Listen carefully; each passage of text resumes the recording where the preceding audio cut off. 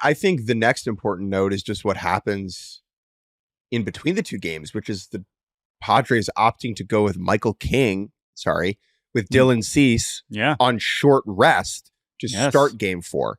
A decision that almost immediately backfires. Yeah.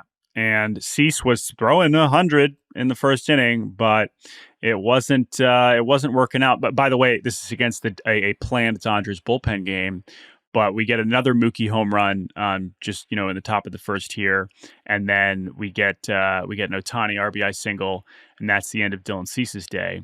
And then here comes Brian Hoeing. Again, at this point, when they're already down, the Padres aren't necessarily going to bring in their A relievers. And Brian Hoeing, who has been very, very good for them, it did not go so well here. And this is where the game kind of starts to get out of hand.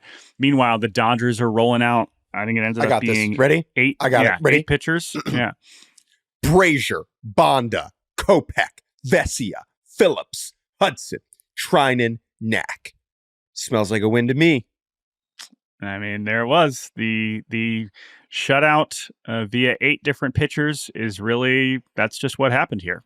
And this happens in the postseason. This happens in the regular season. Like these games work.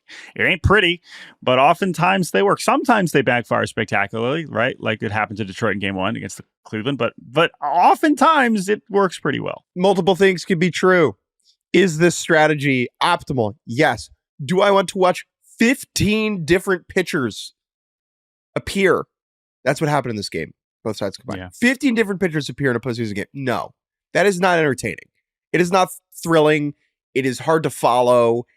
Relievers, and I am one to my core, we are harder to care about because you see us less, right? They're less interesting characters. They simply are. There are some interesting reliever characters. Edwin Diaz is one. But as a whole, I want to see fewer pitchers. And so I don't think like baseball is broken. We're not those people. However, I think it's also important to say this is less good. Yeah. Now, and obviously, in a game where the Dodgers score 8, how easy was it going to be for San Diego to win anyway? But yeah, we get a Lux homer off Wandy, which is probably an encouraging sign. That's definitely not something I would have expected to see at any point during this postseason. Will Smith, it's a home run too. So yeah, I mean, listen, with the Dodgers, they are flawed, and now we head for game 5 where we don't really know who is going to start for the Dodgers. We are almost, I think it's already announced that Darvish will start for San Diego, but when we saw him in game 2, and he was obviously excellent. Yamamoto, if he starts on Friday, I believe that would be with the least amount of rest that he's had between starts. I know he didn't pitch very much in that first game, but that's definitely something to watch. Or Jack Flaherty, who was apparently warming at some point during last night's game.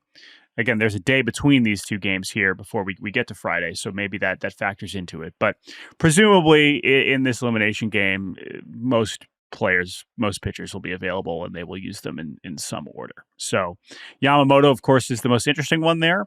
It would have been more interesting had he not looked as shaky as he did earlier in the series. But he is still, I think, the pitcher I'm most intrigued by going into this last game here. Is there anything more appropriate than rolling out of cold nitre services to turn on the Brooklyn Dodgers? Boy, oh boy, I can't wait. My ancestors would be so proud. My father from Flatbush. What? He remembers that he was born after the Dodgers left, but he remembers.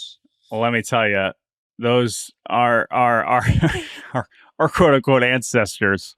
They would not enjoy bullpen games. No. No. I don't know what exactly the pitching sequence is going to be in this game 5, but if we're going to respect the Kipper, let's get some quality starts out of both ball clubs here. I know Yu Darvish can deliver that. I feel pretty good about that. And by the way, I should also just say, like, what an opportunity and a stage for Darvish after what he had already done in this series. I mean, if he does that twice to knock out the Dodgers, I mean, you're really, really getting some street cred. Not that they don't already love him there, but that would be really something. The Padres letting Dylan Cease face Ohtani twice and then pulling him right afterwards felt very odd in this game too. Some iffy managerial decisions from Schultz, who I generally like. I thought the Padres were just going to bury him in game 4. I really did. And game 5 is going to be a zoo. It's going to be bonkers. I am very excited to watch that one.